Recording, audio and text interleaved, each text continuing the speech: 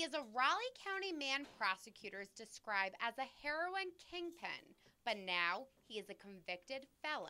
25-year-old Damon Harris pleaded guilty in the Raleigh County District Court on Tuesday to voluntary manslaughter, as well as 3 counts of drug charges. Mr. Harris just pleaded guilty to every single thing that he was charged with.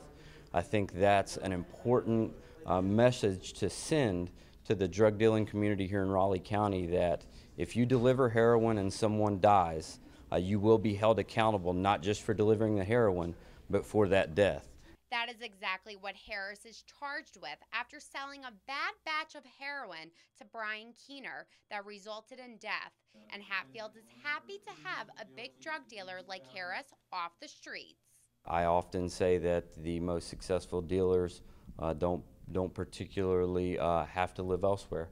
They're right here in your community, and I think that Mr. Harris being incarcerated, at least for the current point, is exactly where he needs to belong, and my official sentiment will be that it's now in the judge's hands. And for Harris's attorney, he says he feels that Harris could possibly turn his life around. This court actually has the discretion to consider, especially with a young man like this that has a lot of promise, has fallen into the drug culture that is so pervasive in our area. He has an opportunity to go to the Anthony Center, maybe to turn his life around. That's why they have that resource.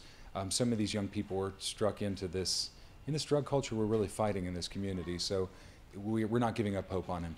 Harris is due back in court on July 20th at 9 a.m. The judge will then decide if he will be sent to a juvenile offender facility in Greenbrier County or be sent to prison. He faces up to 80 years. Inside the WOAY studio, I'm Ashley Gaffaro reporting for Newswatch.